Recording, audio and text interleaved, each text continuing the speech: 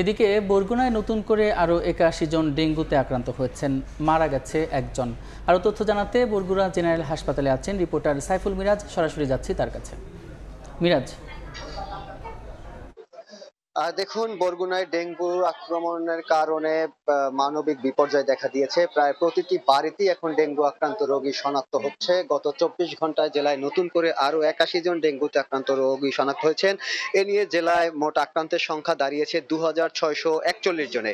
এবং এই মুহূর্তে বরগুনা জেলায় ২৪৩ জন ডেঙ্গু আক্রান্ত রোগী চিকিৎসাধীন আছেন, যার মধ্যে বরগুনা জেনারেল হাসপাতালে চিকিৎসাধীন আছেন ১৯৭ জন রোগী। অন্যদিকে একটি ভালো খবরও আছে যে বরগুনায় ডেঙ্গু আক্রান্তের সংখ্যা যেমন বৃদ্ধি পাচ্ছে, ঠিক তেমনি কিন্তু অনেক মানুষ সুস্থ হয়ে বাড়িও ফিরছেন।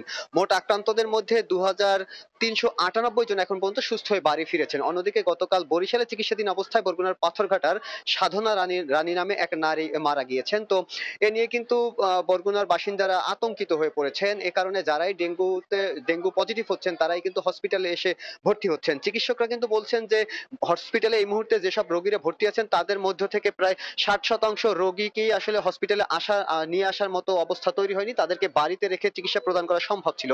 কিন্তু আতঙ্কিত হয়ে যাওয়ার কারণে তারা সেই হসপিটালে ভর্তি হচ্ছেন। এর ফলে হসপিটালে রোগীর চাপ বৃদ্ধি পাচ্ছে। তারা বলছেন যে যেসব ক্রিটিক্যাল রোগী রয়েছেন তাদেরকে অতিরিক্ত চাপের কারণে তাদেরকে চিকিৎসা সেবা প্রদান করতে বেগ পেতে হচ্ছে। অন্যদিকে বরগুনায় কিন্তু ডেঙ্গু আক্রমণ মহামারী আকার ধারণ করলেও কিন্তু এখানে আইসিইউ সুবিধা এই হসপিটালে চালু করা হয়নি। এর ফলে কিন্তু অনেক রোগীকে উন্নত চিকিৎসার জন্য বরিশাল কিংবা ঢাকায় প্রেরণ করা হচ্ছে, যারা এর মধ্যে কয়েকজন কিন্তু বরিশাল অথবা ঢাকা যাওয়ার পথে মারাও গিয়েছেন। তো বরগুনা জেনারেল হসপিটালে আইসিইউ চালুর জন্য কিন্তু স্বাস্থ্য বিভাগ উদ্যোগও নিয়েছে। তো এই ছিল বরগুনা জেনারেল হাসপাতাল থেকে আমার কাছে সবশেষ।